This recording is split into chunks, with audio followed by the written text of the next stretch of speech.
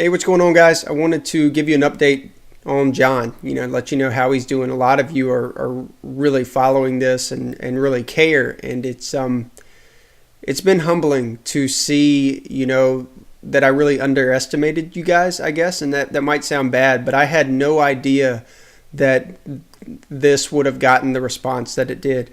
I'll give you guys an update on John here in a second, but I wanted to just say thanks. I mean, it's been incredible. I originally set the donation amount for $1,000, and you guys have donated over $4,000. I just kind of threw this thing together in like an hour on the ride back, actually, from the hospital after seeing John. I wanted to help him and his family out, any way that I could. His family's like my family.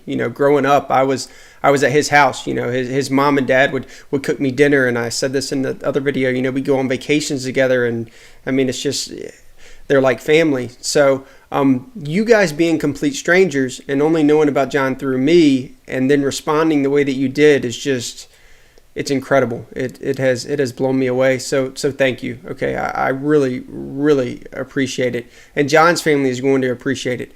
They don't know anything about this, and I haven't mentioned this yet. This is all going to be a surprise.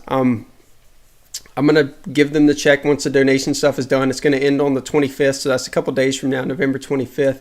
So if you want to donate, before that, feel free to. Afterwards, just don't worry. I mean, don't worry about it. If you want to do something, just send me some encouraging words or something like that. I can pass on to them, and I'll be happy to do that. But they don't know this is coming, and I really think they're going to be. I don't know how they're going to respond. Okay, on top of the check that I'm going to give them from you guys, I'm in the process of putting together a book of all the comments that you guys have left and the messages that you've sent and the stories that you've sent me, and it's at about close to 100 pages right now, the book, and I'm going to get it bound and everything. I'll make a copy for myself. I'll show it to you guys. I don't want to share the entire thing with you guys because there's some pretty personal stuff in there. So, but I'll show it to you guys, just so you can see kind of what you contributed to. But just thank you, and to my fellow commentators out there, my friends, those of you that shared the video, with your followers and with your subscribers and that stuff. Thank you. I didn't ask anybody to do that. Everybody just kind of did that on their own free will, and it really, it showed me sides of guys that I didn't really know was there. So that was really cool, and I appreciate it. You guys know who you are. So as far as John goes, he's still fighting.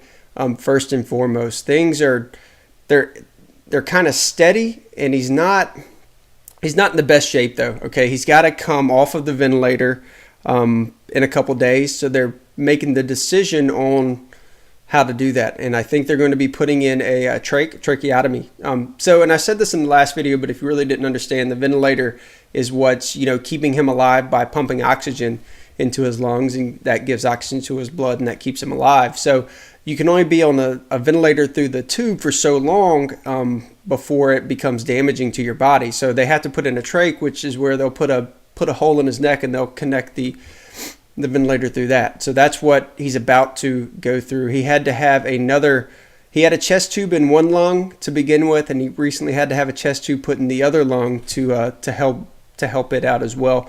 The good news is that they found out what had made him sick, which was the bleomycin toxicity, which was a side effect to the chemotherapy.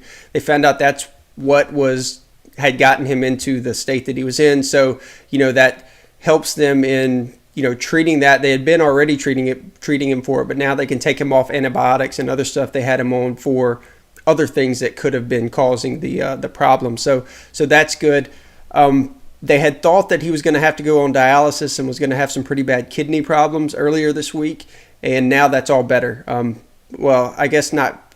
It's better in the fact that the kidney team is not, really focused on him at the moment. That's kind of he's kind of out of the woods on the kidney issue. So that's good. The most, inspiring thing that I've seen is the fact that he's opened his eyes, and I don't really know what that means. Like I kind of talk to him and stuff there, but I can't really get a response from him, but he opens and closes his eyes, and that's a good sign. That's something that I wasn't seeing during the last video. That wasn't something that he was doing. I mean, he was just completely out. So that's a good sign. What is going to happen though when he comes out of all of this is that he's going to go through tons of therapy. He's not going to know how to walk, or he's not going to be able to walk. He's not going to be able to use his arms. So there's going to be a lot of rehabilitation that he's going to have to go through. So that's something else that he and his family are going to have to deal with. So, but that's kind of where John is now. He's stable.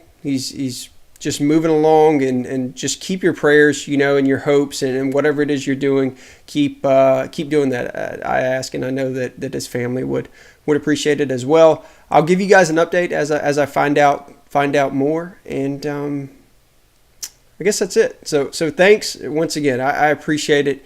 And I'll let you guys know how the surprise of giving them the check and the book goes. So thanks for everything. You guys are incredible. I mean, it has really been, an inspiring thing seeing the response that you guys have given to this. So that's it. I'll see you guys later. Thanks.